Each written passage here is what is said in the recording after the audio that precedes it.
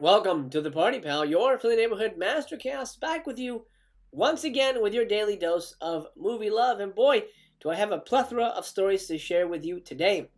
And yes, we will be talking about Gina Carano, among other things, like my guest for tomorrow's Hollyweird Live.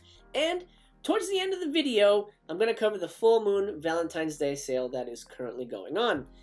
You, my friend, are watching the Movie and TV Fans Ultimate Variety channel here on YouTube. And without further ado, let's get to our first story. Don't have plans for Valentine's Day? Well, guess what? Now you do. Who remembers the movie Valentine? That was one of the highlights of my 2000s for sure. Well, you get to watch it with the director for Valentine's Day. How about that?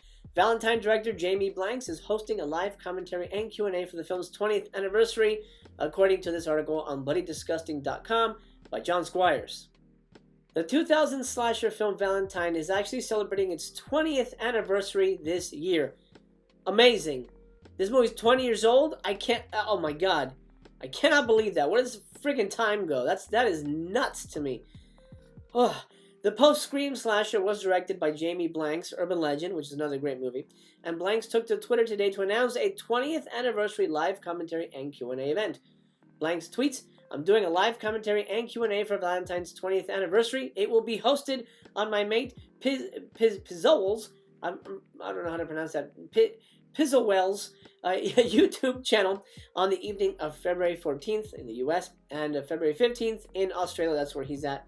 Hoping to be joined by some of the key crew as well. So time and other details coming soon, but there you go.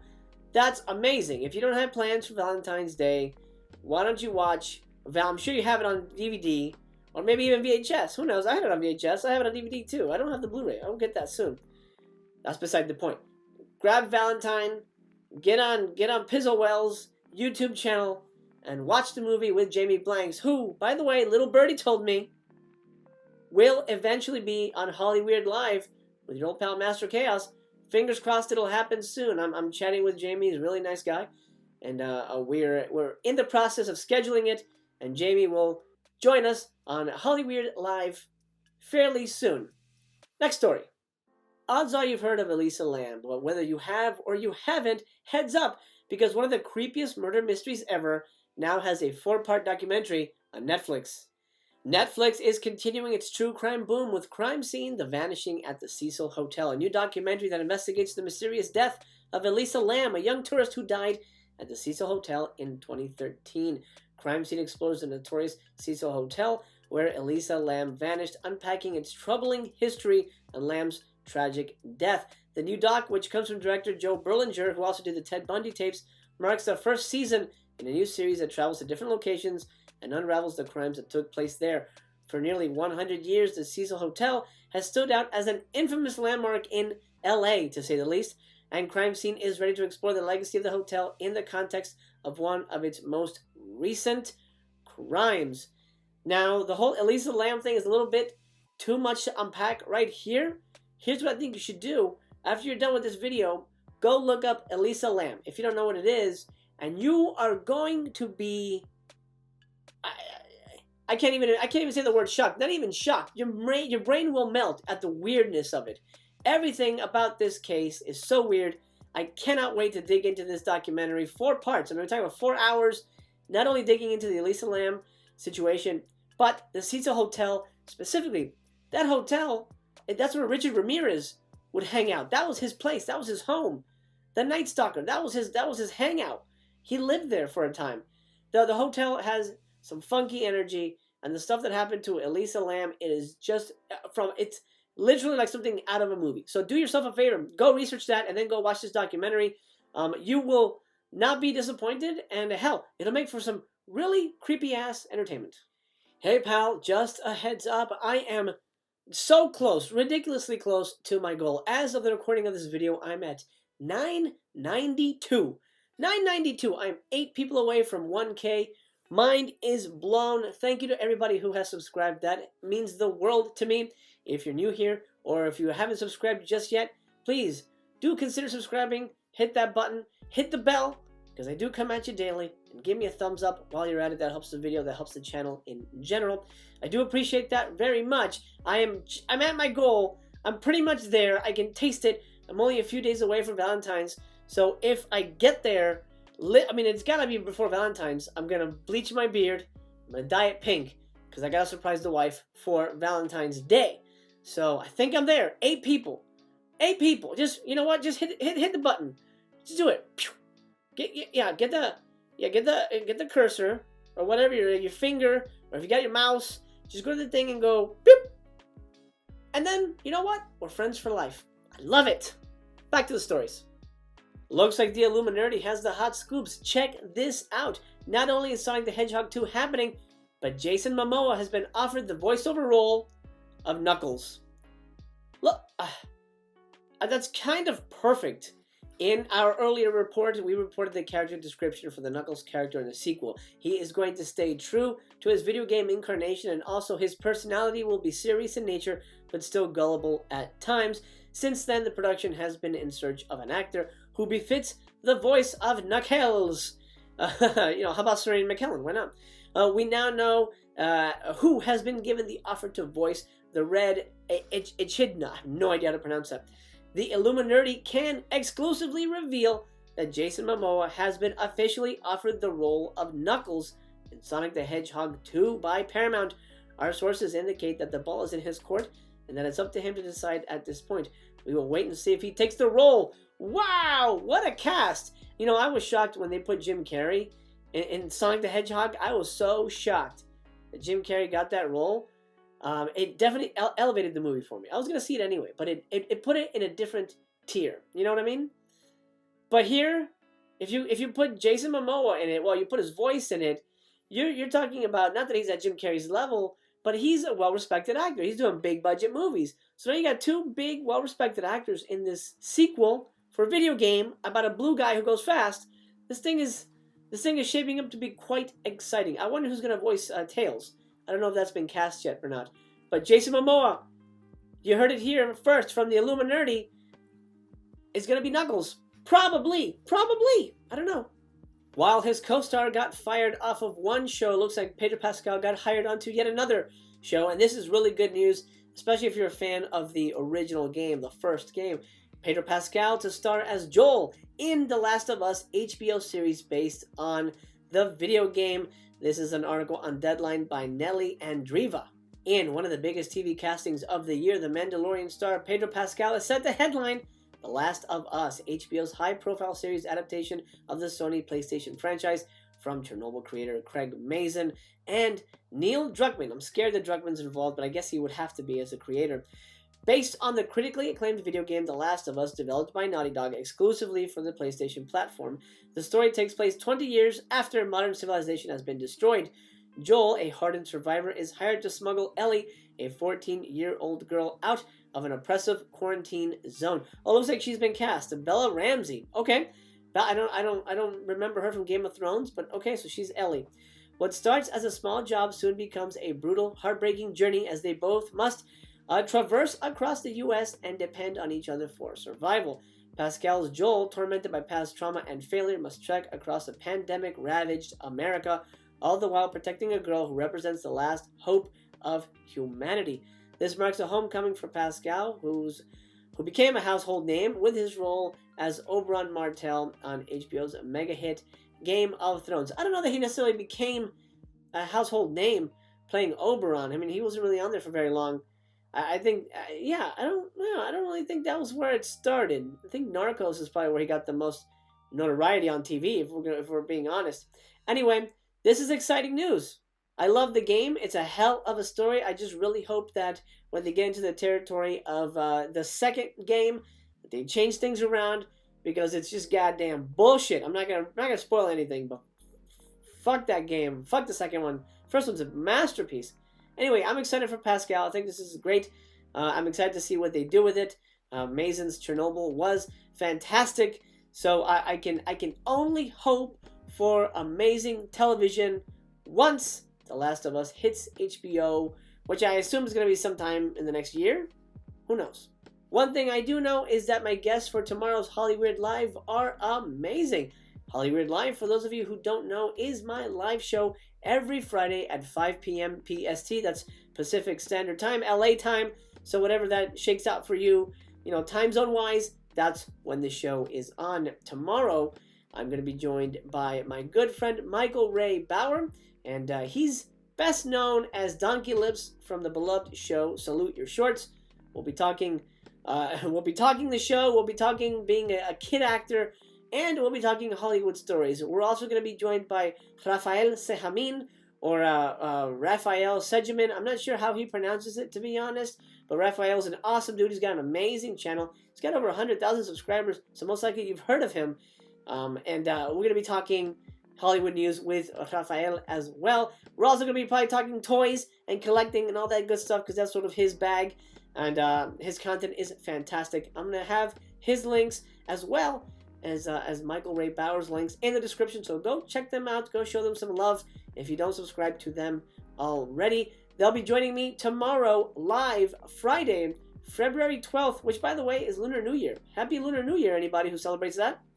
Oh, and even if you don't celebrate it, Happy Lunar New Year. That's a nice thing. Let's celebrate things. So Happy Lunar New Year, Friday, February 12th, 5 p.m. PST, Hollyweird, right here on Master Chaos TV. I'll see you tomorrow for that, but we're not done today. We still got 2 stories to cover, and the next one is a doozy. Well, it was bound to happen, unfortunately. This article on People.com by Gabrielle Chung reads, The Mandalorian's Gina Carano will not return to Disney Plus series after social media controversy. What controversy? Well, before I read the article, let me show you what she put out into the ether, and that might explain why she got herself canned. She popped this little ditty on Instagram. Allow me to read it to you, as distasteful as it is. Jews were beaten in the streets, not by Nazi soldiers, but by their neighbors, even by children. Because history is edited, most people today don't realize that to get to the point where Nazi soldiers could easily round up thousands of Jews, the government first made their own neighbors hate them simply by being Jews. How is that any different from hating someone for their political views? Gina Carano and The Mandalorian have parted ways. In the wake of her controversial social media posts, the 38-year-old actress and former mixed martial artist will not return to her role as Cara Dune in Disney Plus's Star Wars series. Gina Carano is not currently employed by Lucasfilm, and there are no plans for her to be in the future, a Lucasfilm spokesperson said in a statement to People on Wednesday. That essentially goes, she's gone, bro. That's essentially what they're saying. Wow, that's fast. Nevertheless, her social media posts denigrating people based on their cultural and religious identities are abhorrent and unacceptable. A rep for Carano did not immediately respond to people's request for comment. Her dismissal comes after Carano shared several controversial posts on her social media Tuesday, promoting social media backlash and calls for her removal from the Star Wars franchise. In one screenshot captured by a social media user, Carano shared a post from another account that seemingly compared the treatment of conservatives in the U.S. to that of Jewish people during Nazi-era Germany. Just so you know, just to be clear, yeah, she did share that. Image, that sentiment, but it didn't directly come from her. That's, to be fair, that's how it shook out. So that's it. She's gone.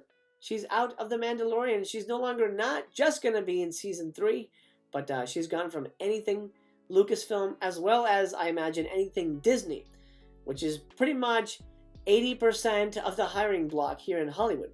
So she's pretty much toast. She was also just dropped by her agency. UTA has just dropped Gina Carano. So she's without an agent and without a job. This is pretty bad. This is a Joss Whedon bad. Look, I support free speech. I 100% do. This is what I do here on YouTube. I'm giving my opinion, right? But there's just some things you don't talk about. There's just some things that you don't give allusions to. Stay away from anything Nazis, man. What the hell? What? Gina, I'm sorry, but you did this to yourself. And I'm not worried. Who cares if she's gone?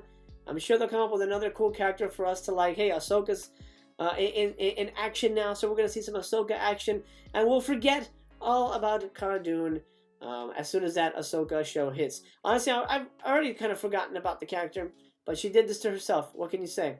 But I know what I can say about Full Moon's amazing Valentine's Day sale. Let's take a look at what they got. My dude, the biggest thing they are promoting is the Valentine's Day 2021 mystery box. It is $200. $200. Now, only, according to them, 100 boxes will be sold. The slogan is, it's what's inside that counts. Oh, duh. That's a stupid slogan. Each numbered and signed by Charles Band. Okay. He's going to sign the box? Why? Who keeps the box? Contains over $300 worth of heart-stopping merch, rare items, and more. Plus, 1 in 5 boxes will receive a voucher for a free premium Puppet Master replica or a Blu-ray box set. Let's take a look at those replicas because they're on sale as well. I gotta admit, I did not know that these existed, and these are pretty amazing. These are 1-to-1 replicas of the Puppet Master puppets. Holy crap! This is amazing. The one I would get is a 6-shooter, but he's $160, even with the 50% off. Oh, but he's out of stock, so it doesn't matter. There's a new release on deck here, and is Naked Girl Murdered in the Park. What an amazing title. It's like they couldn't come up with anything. Like, what's this movie about? Well, I guess it starts with a naked girl murdered in the park. Fuck it. Let's call it that for now. We'll come up with something better later. I just forgot to change it. Naked Girl Murdered in the Park. Normally $17. It's on sale for $8.48. If you're looking to pick it up, well, now's the time. Everything is similarly priced, I would say. It's all 50% off. You got all the classics, Puppet Master, Subspecies. Every iteration of Puppet Master is covered as well. Doll Man, Tourist Trap is there. Trancers, even Trophy Heads. I don't know why you would want to own that, but it's here. They do have their PPE masks for sale. I will warn you though, I have one of these. I've got the Blade mask, and it's not great. It doesn't fit very well. It's pretty big. It's an awkward fit. It looks pretty goofy. So keep that in mind. If you want to buy it as a collector, then that makes sense. But as an actual PPE item, it's kind of crap. For all my sleaze fans out there, the Jess Franco collection is on sale. This is 10 DVDs, normally $60. It's now $30. That's probably a pretty decent price. It is DVD, so keep that in mind. But if you're a Franco completionist, or you're just a sucker for crappy movies, hey, this is kind of a deal. Their comics are on sale as well. They've got the Deadly 10 series, as well as the one that I picked up last time. I forget what the sale was. It might have been Black Friday, to be honest. The Doll Man Kills the Full Moon Universe. They've got all that half off. The Laser Blast action figure is on sale. If you wanted this really ridiculous looking alien, look, it's only $5. Grab it now. Well, that'll do, pal. What a whirlwind bunch of adventures we had today. A plethora of very unique stories. I hope you enjoyed listening to them as much as I enjoyed sharing them with you. I hope you'll join me tomorrow. Remember, Friday, February 12th, 5 p.m. PST, Hollyweird Live. Me, Michael Ray Bauer, the one and only Donkey Lips from the much beloved show Salute Your Shorts, as well as YouTuber Raphael Sehamin, the YouTuber who goes above and beyond covering every little bit of toy news. All their links are going to be in the description. We're going to be chatting movie news live with you in the chat tomorrow, 5 p.m. PST, right here. And look, we might already be at 1K. If that's the truth, I'm bleaching my beard, dyeing it pink, and I don't know if I'll be in time for tomorrow's live stream, but most likely the next time you see me, pink beard boy. Oh my god. My friend, I'll leave you for now. Thank you so much for your time. I appreciate it. You're from the neighborhood. Mastercast loves you just the way you are. Remember, you're worthy. You're important. You matter. And you matter the most to me. And I remain to be continued.